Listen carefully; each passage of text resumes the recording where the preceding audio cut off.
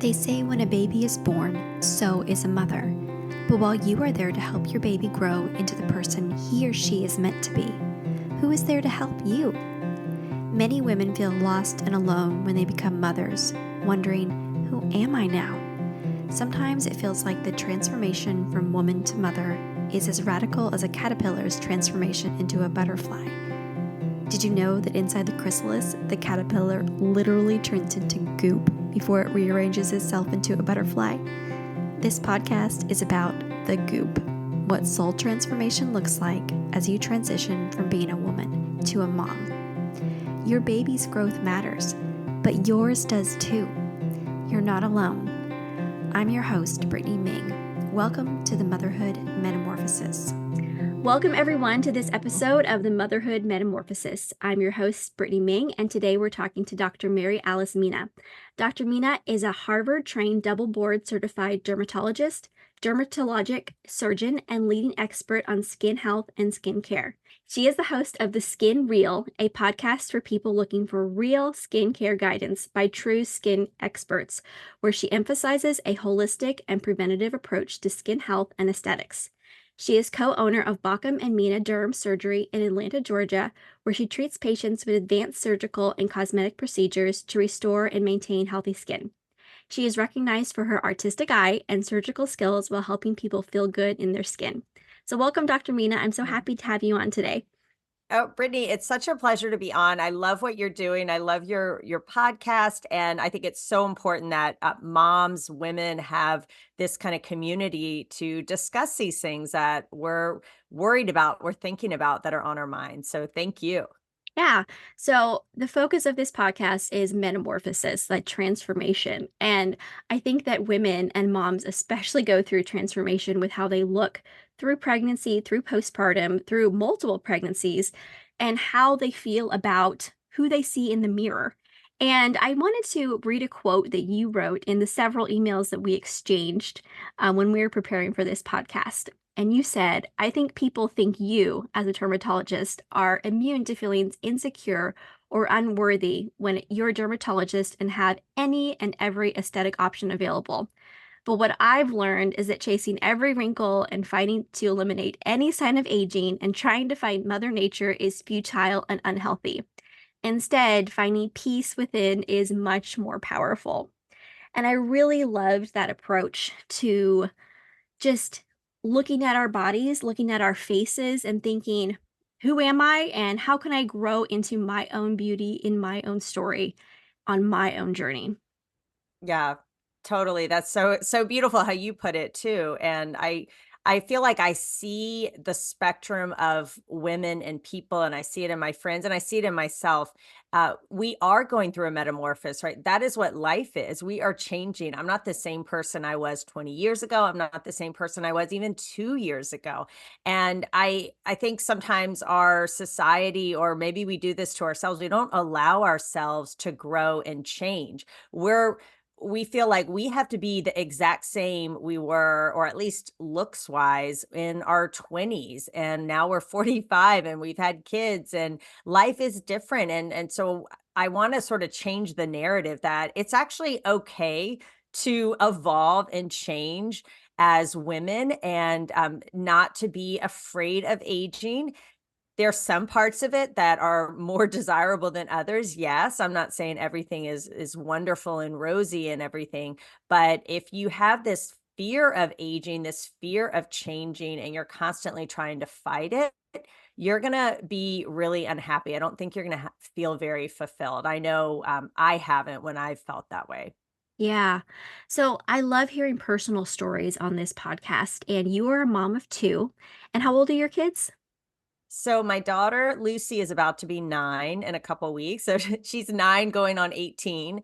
And I have a son, George, who is 10. All right. Can you tell us a story, maybe from your early motherhood or one that sticks out about when you didn't feel comfortable in your own skin and maybe how you came to process that? Oh gosh, I can think of so many. And it's like which one to start with. But I'll tell you one thing: having children will humble you. Just I can think of I can think of two short ones, but my kids children, we don't have iPads and we try to do minimal electronics, but my goodness, they know how to work a phone. Like, even they would grab your phone even at 2 or 3. And they were the ones that taught me you can take pictures without the phone being unlocked. I didn't know that. And so all of a sudden I'd look at my phone and I'd see all these crazy pictures that they had snapped without me knowing. And let me tell you, they were pictures from some really unflattering angles, no makeup, terrible lighting. And I would see these pictures that they would snap, and a lot of times of me. And I just remember thinking, is that really me in that picture? That is, I couldn't believe it. I was just this. I thought I looked horrible. I looked terrible. I looked old, unbelievable. And I was like, oh my gosh, but I mean, here is the proof. The picture is right here. And so that's one example where I haven't felt really good in my own skin. And it's just these very candid and weird angle pictures that my children snap. And then they'll tell me other things like the other day I was trying on a dress. Well, it was actually for New Year's, and it was sparkly, it was tight, and it was from Rent the Runway, and I put it on, and it had a large slit up the leg. And my son runs over to me and he touches the back of my thighs and he says, Mom, is this what Barbie was worried about getting? And if you've watched the movie, Barbie is worried about getting cellulite. And he just like immediately zoned in on cellulite that he, could see clear as day on me. And so I was just like, wow, okay, yeah, that is what she was worried about. And yes, I have cellulite. So those are just a couple examples I can think of where your kids, they don't mean to be mean, right? They're just brutally honest. Will tell you. And I realized, like, okay, yeah, I mean, I have cellulite. I am not as toned as I was 20 years ago. That's just the way it is. But I'm not going to let it make me feel bad as a person. It is what it is. I'm going to really, what at this stage in my life, I just want to be healthy, and I want to be as healthy as possible. And I want to maintain my health, my strength.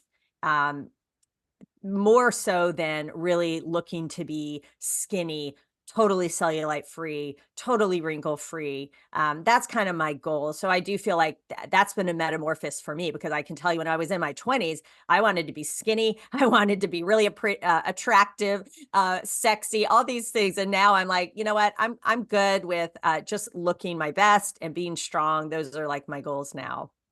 Yeah, I love that story about how the kids took your picture and they were probably like, I just want to take a picture of mommy. Look, Yeah. mommy's doing this, mommy's doing that. And they probably didn't even see you as you saw yourself. They just saw Yeah. mommy, like, here's my mom. And I know that my kids have taken pictures of me and they're like, Mommy, look, here you are. And I'm like, oh my gosh, like I'm in my pajamas, like I have double chins because they're taking it from like Yeah. a 4-year-old standpoint, but they're like, that's how they see me, and they don't see anything other than mommy, who they love, you know? Yeah. And Yeah. so I think that sometimes it can be humbling, but it's also maybe eye-opening to think, my children just see somebody that they love, and why don't I see myself as somebody that I love?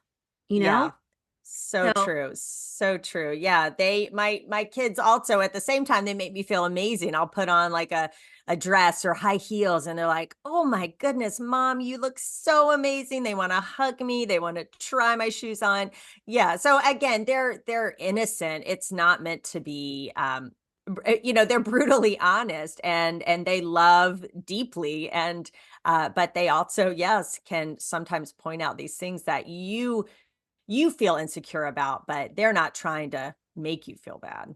yeah, I think there's so many, it's like they are part of the voice that shapes the way we look at ourselves, but there's so many other voices that come into how we feel like we're supposed to look a certain way. Voices from, culture, voices from our past. I know that when I was growing up, I grew up in a very conservative environment where women had lots of children. They didn't necessarily wear makeup. Some of them, when I would see them out and about or at outings, you would just see their hair always just in this low ponytail at the back of their head.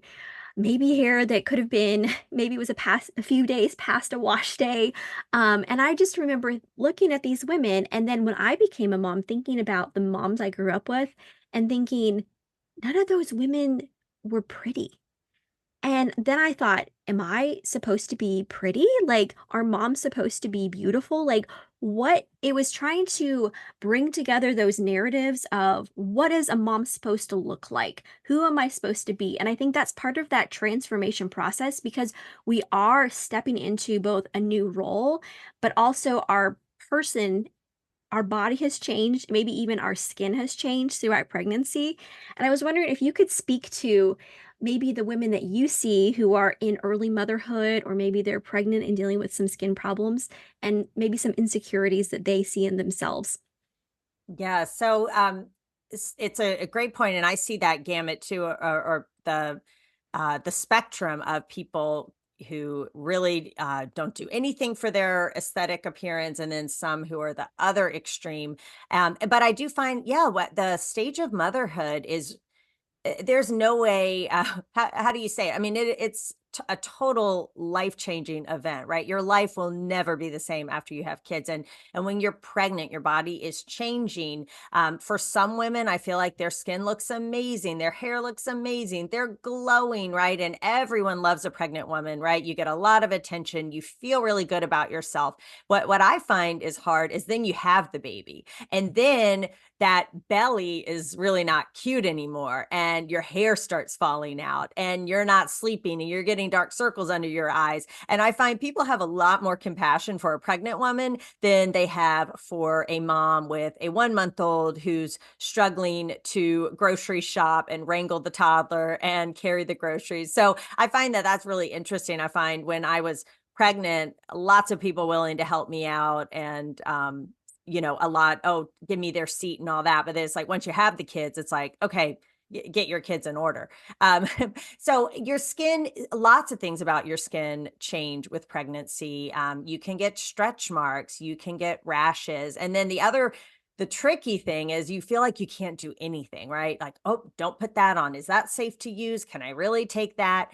A lot of people are really scared to prescribe things to pregnant people because they don't want anything to hurt the baby, or you may be very nervous to take any medicines for fear of hurting the baby. So a lot of times I think women just sort of suffer through pregnancy. We're just kind of like, well, this is how it is.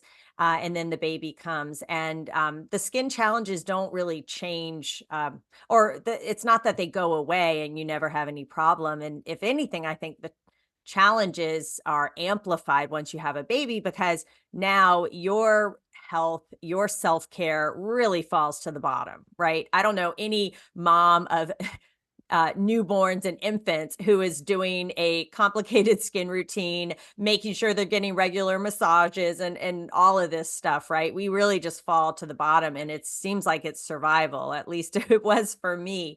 Um, and then I find, at least for me, my whole identity changed when I became a mom, and I didn't necessarily love that. I loved my children, but I found the infant, the baby stage really frustrating. I'm used to working at a job. It's very fast paced. We get things done. I have staff. If I say, ask them to do something, it gets done. And then here I am now, my home life.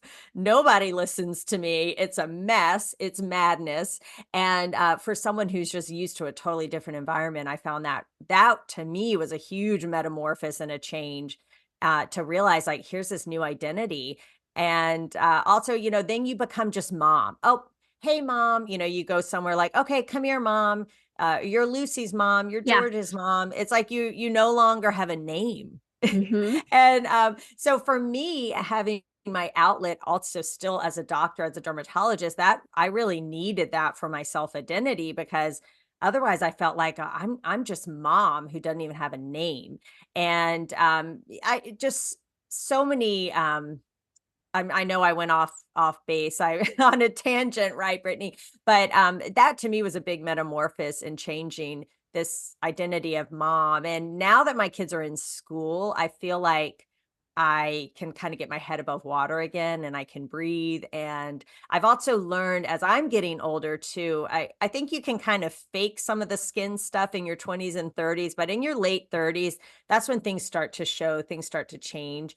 And now that I'm in kind of my early mid 40s, I realize, like, prevention is key, maintenance is key, and focusing on my health is so important. No, gone are the days that I'm just going to forego my self-care and take care of everyone else. Sleep is a priority for me now, exercise, stress management. And I used to think those were selfish things to do, but now I realize I have to do that to be the best mom for my children, to be the best doctor for my patients. Yeah, I like the tangent, so don't worry about that. I think it's really good to voice those things out loud because sometimes women can feel like, I'm the only one going through this. I'm the only one who doesn't feel like herself. I'm the only one who maybe feels frustrated with the baby stage or like the under 2 stage or the Yeah. 0 to 5 stage or where you maybe have become a stay-at-home parent where you did have a high achieving fast-paced job and you think, "Oh my gosh, like I don't even know who I am now." And finding ways to feel more like yourself is a journey, but getting back to that place is really important for feeling like, okay, I know who I am as I step into this new role. And that can take time, but it Yeah. doesn't mean you're not going to get feel like yourself again. I also really liked how you talked about preventative care and also not feeling selfish for taking care of yourself. I know that for me, finding the right products to use on my skin, because I had really bad rosacea with my fifth child, and we lived overseas, and I was trying to use some American products, but really like the British products that I needed to use were formulated for the water there, but I didn't know what to pick. So I just kept kind of suffering through it and then we moved again and are in a new location with a new water type. And my skin was still so dry because our water was so hard. And finally, I was just like, something's got to change because I was actually in pain. Like my face would hurt. And every time I looked in the mirror, I felt sad. And so I think if the way you're looking is causing you pain, or every time you look in the mirror, it fills up your thoughts, I mean, we should back it up and take care of ourselves before we get to that point, but I think that would should be a real sign to somebody to be like, "Let's make a change." Like, this is definitely affecting the way that your self-esteem, the way you are thinking about yourselves, and so, I mean, I tried lots of different things, and I eventually this is not a commercial, but I found Proven, which is like it has a 3 product, system, which I really like, and it's really helped me. So, that was simple, but also I had to be willing to be like, I'm gonna pay money for this. Yeah. And that felt like the selfish thing, like actually spending money on myself and not just on the kids, Yeah. their clothes, their activities. Like I am a person who's worthy of care, and sometimes care costs money. And I'm sure maybe women feel like that when they come to you, like I'm paying for a dermatologist, maybe I'm feeling selfish, or maybe you see the other end of the spectrum too, where people are coming in and they're spending lots and lots and lots of time and money to look or feel a certain way when maybe self-acceptance is what they really need in their lives.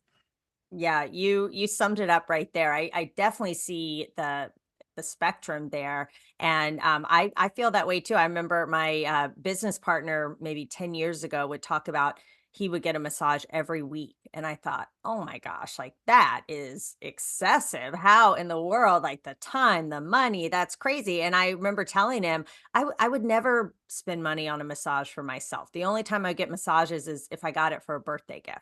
And I remember him telling me like, "Why? Why not? If you like them, get a massage." Like that's not you being selfish and extravagant. If that makes you feel good, that helps with your stress management, get a massage. Now, do I get a massage every week? Absolutely not. If I get it every quarter, that's lucky and good. But I had to sort of reframe that taking care of myself wasn't selfish. Taking care of myself is essential. And as moms, we really sometimes it's like you got to be who's the biggest martyr, right?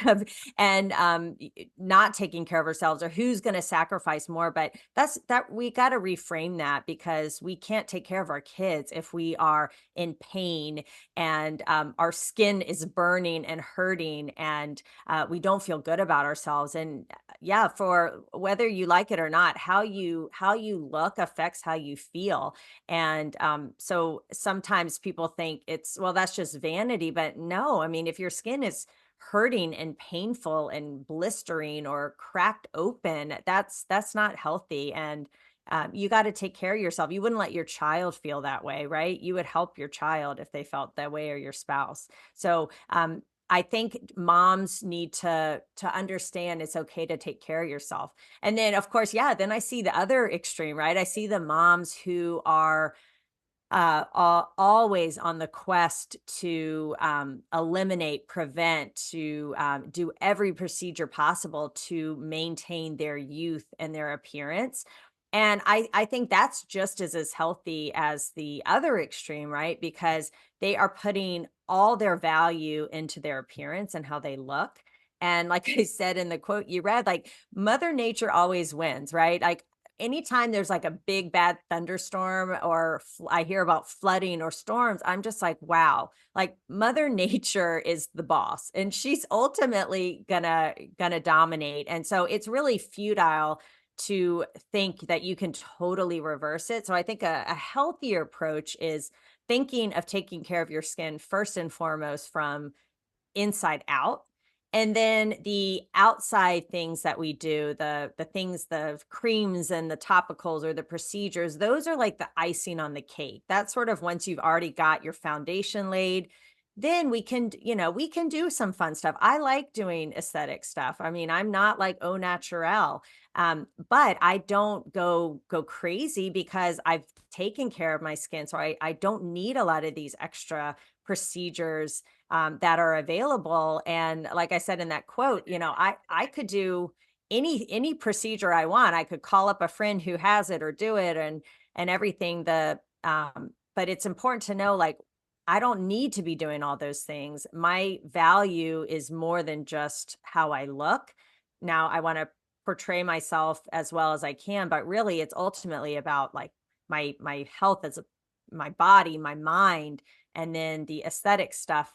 Just let that be sort of the icing on the cake, if that even interests you. Yeah, I think that's so good. I also think about like when you go to a family reunion, or even just, you see your grandmother or your aunt or your great aunt when you visit, and you look at these women that are in your family, or even maybe an older sister who's like 5 years older than you. And I think like, I want to see how women age in our family.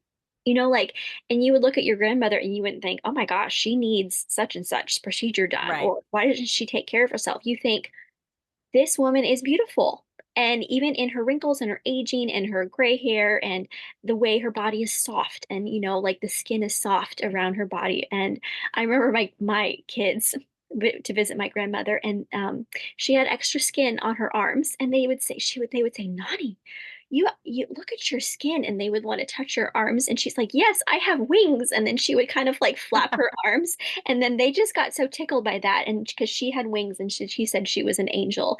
And she's 95. And so like, Wow. thinking about your body as having angel wings when you have excess skin on like the back of your arms, I think that's a woman who has come to accept, this is my body as it ages, Yeah. you know? Yep. And I know that she has done so many things to take care of herself. Not She is in like a nursing home now, but when she was 80, she had a personal trainer, and Yeah. she had a smoothie routine that she got from her nutritionist that she drank every morning. And like, she was doing those things to take care of herself, even as an 80-year-old woman, to try to be fit and healthy. And after And, she had a stroke was when she went into the home. But like, oh. there are ways that we can, as women, continue to take care of ourselves and also find the balance of accepting aging. So I was wondering if you could share how you've done that for yourself. What are ways, like practical ways, that you have both take care of your body but also accepted the way that you're aging? Yeah. So I think that brings up a great point about sort of your chronological age and your genetic age. And that, I mean, I see patients of all ages, and I'll see an 80-year-old where I have to do a double take on their date of birth, because I'm like, there is no way you're 80.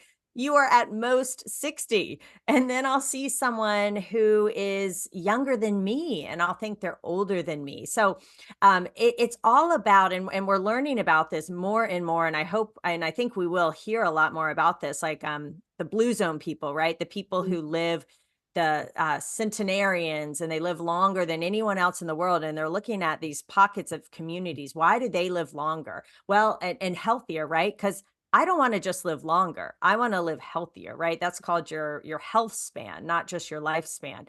And they find that really it's not your genetics per se. It's really things like your lifestyle, things that we actually can modify and change and affect. And so by reading about that and learning about some of the things that these people do to be healthy, it's really motivated me like, okay, exercise, I need to incorporate that into my day-to-day activities. I need to be trying to walk at least 10,000 steps a day instead of just sitting. I have turned off my TV. I don't remember the last time I watched TV except our Friday movie nights because I realized I'm just wasting my mind, my brain, and wasting time watching TV or scrolling on the internet when I could be doing other things, like building my podcast and giving speeches and talks and things like that. Um, Sleep, that's a huge one. Gosh, I mean, even until a couple years ago, it was like a badge of honor, at least in medical school, or I think with high achieving professionals. It's like, sleeping is for the weak, right? I don't need to sleep. I'm good with 4 hours. But what I realize is actually, no, we all need sleep. And the most successful people really value sleep. So, focusing on sleep, focusing on my diet, making sure that I'm eating protein, I'm eating whole foods, getting lots of nutrients, and exercise. Those are so really just I've had this shift to this emphasis on lifestyle modifications for my health. And I will still, I do Botox. I like biostimulants, which help stimulate your collagen because I know menopause is around the corner for me. And there's this whole movement now of women who are saying, okay, we're not just going to be told this is just your life for the next 50 years, right? I may live to be my grandmother's almost 101. So I may not have even lived half my life yet. And so I don't want menopause to be this period of my life that I just dread and suffer through. I want to like thrive during that. So I feel like I'm trying to set everything up to be as healthy as possible for as long as possible. And I love that your grandma is doing working out, at 80 with a personal trainer. I think too often people at 65 they retire and then they stay at home, and I think studies have shown they watch TV 9 hours a day. They're not getting up, they're not moving. Their cognitive abilities rapidly decline. And so I think it's just so important to stay moving mentally, stay aware, read, try to, educate yourself, doing all of those things to stay as healthy as possible long term. And I see the changes on my skin. I notice, okay, my skin's a little bit wrinklier here by my elbows or whatever. And I'm just, you know what? I'm happily married. I have kids. I've sort of accepted like I'm not going to be going and chasing every flaw that I have. It's not worth it. It's not worth my time.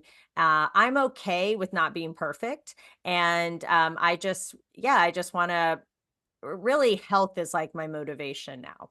Yeah, I think that's so important. And I think that can be hard to get to that place, especially if we Yeah. do feel insecure or we've had a lot of voices coming in from maybe our own families, the culture that we're in, saying that um, looking young or looking fit or looking beautiful are paramount.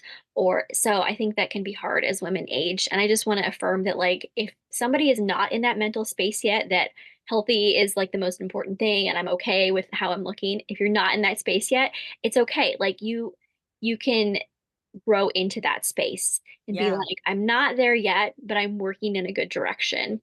Yeah. So yeah, You that can you know be. what I found helpful too is like who are you surrounding yourself with? And what are you spending your time with? If you're always on Instagram and you're looking at these like celebrities or the girl you went to high school with who's posting these like unrealistic images and pictures and they always make you feel bad when you look at it, like unfollow them, quit looking at that stuff, right? I mean, maybe I'm so happy now it's because I really don't look at that kind of stuff, and because you can't help but compare yourself. And instead, I've got this like core group of women, girlfriends who are like my rock. And we don't necessarily see each other all the time. But thank goodness we're going to dinner tonight with some of them. I haven't seen them since I think before Christmas, but those are like those are my girls, right? And we have similar values where we don't just sit around talking about how we hate our bodies or, oh my gosh, I'm getting so old. Look how ugly I look or how gross. We sit around and we talk about things we're reading or challenges we're working on or health goals. We talk about our kids and we talk about them in a very real way. We don't sugarcoat like, my kids are making A's and they're perfect. No, my kids are having struggles and I need your help. And it's just really real talk. And I think if you can find even just one friend who you can be real with and is real with you, I think you won't feel so alone. You won't feel like, am I just crazy and going through this on my own? And kind of just shatter uh, that tendency to feel like we have to have everything together and perfect as moms and as women, and just allow yourself to be flawed, to be able to voice things without judgment. So I personally have found that really, really helpful. And as I've gotten older, my really tight knit group of friends has gotten smaller, but those are like, they have my back, and I really value that time I have with them. That's so important. I think if we want to change thought patterns, we have to change what's coming into our minds. So Yeah. it's like if your inner voice is mean, how can you, one, speak kinder to yourself, but also like bring in kinder and wiser voices into your everyday input? Like what you see online, what you read, what friends you're hanging out with. Like that's so important.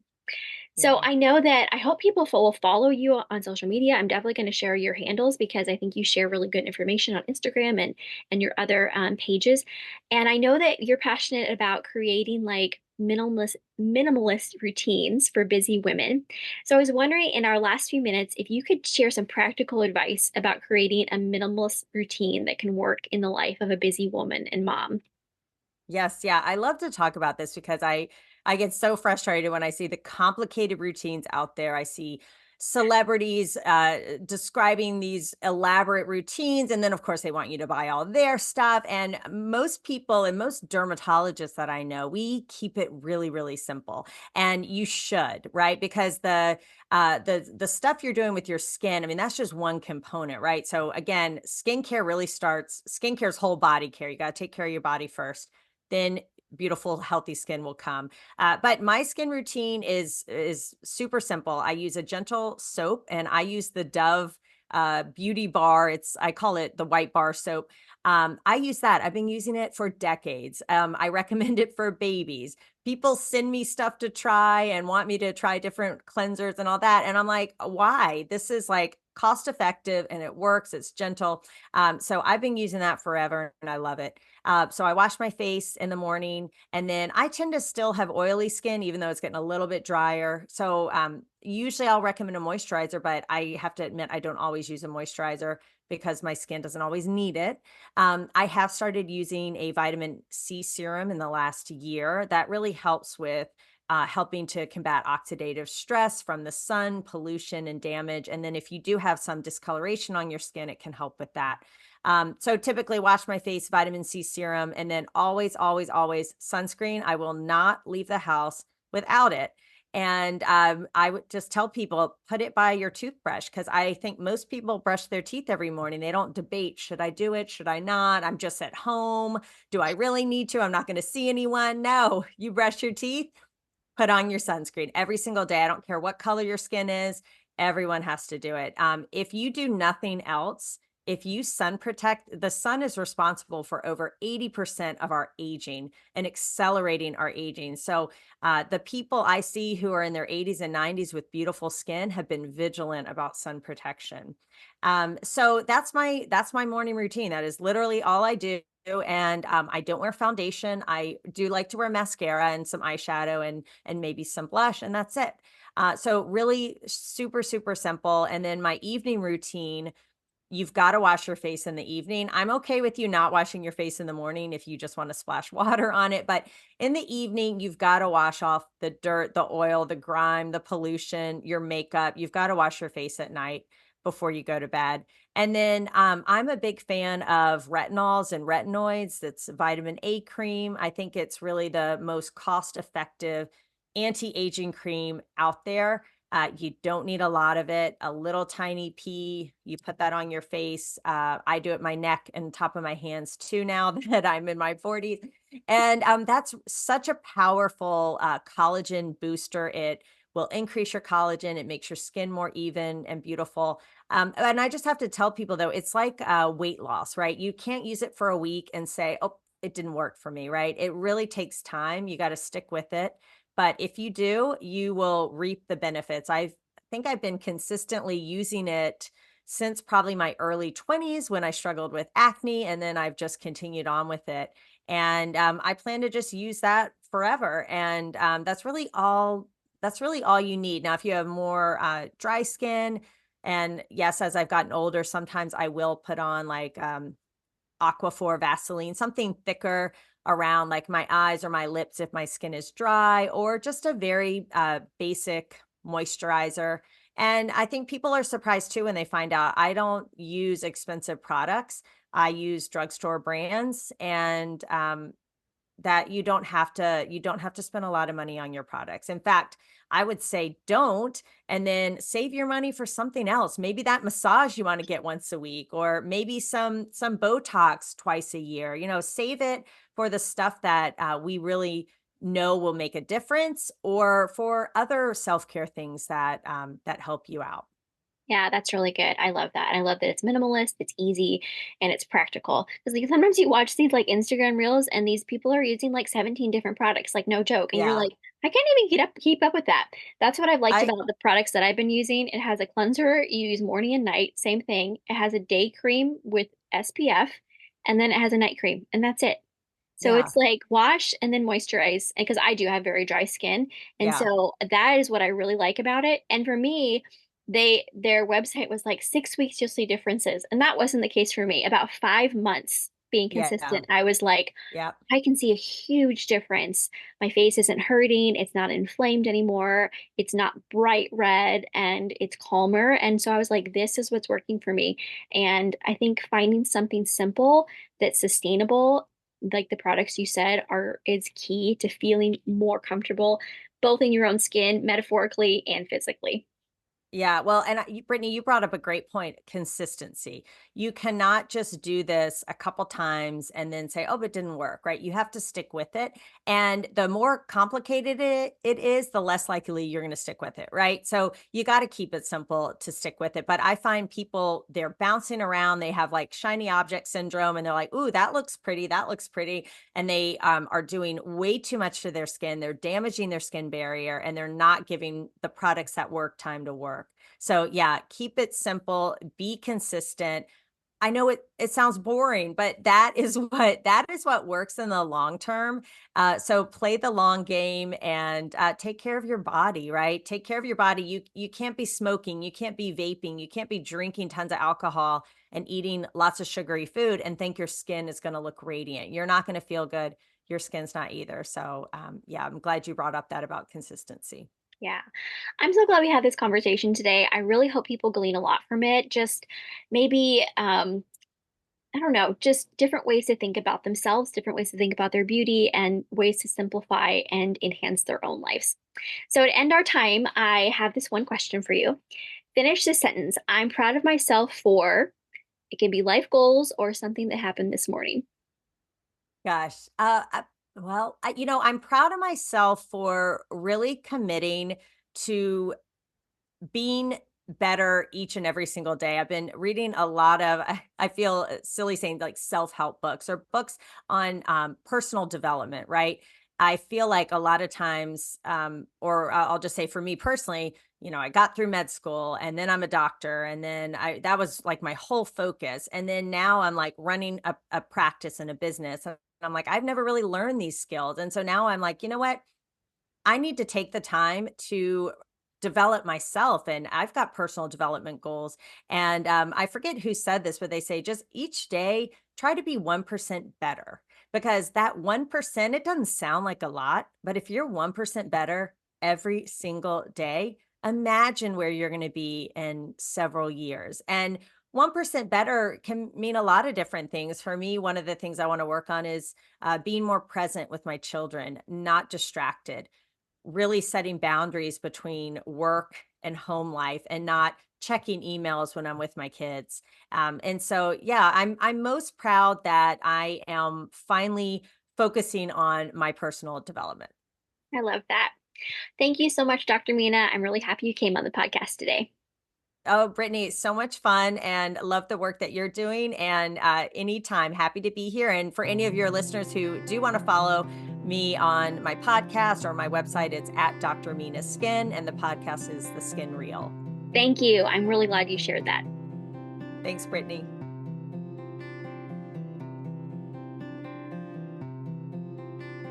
Thank you so much for listening to this episode of the Motherhood Metamorphosis. If you've enjoyed this episode, please hit the thumbs up and subscribe to this channel so you never miss an episode. Next, tell your friends. Podcasts are a slow growth type of social media, so promo works best when it's from person to person. If you know another mom who's in the goop right now, send her a text of encouragement and the link to the episode that is speaking to your heart right now. If you have a story about your own matrescence, the physical, emotional, hormonal, and social transition that occurs when someone becomes a mother, please leave a comment below. I want this channel to be a place where women can build community about the challenges and joys of their own motherhood metamorphosis. Thank you so much for listening today. I hope it encouraged you and gave you some good food for thought. If you ever have any questions, comments, or you'd like to reach out to me personally, you can email me at brittanyaming@gmail.com.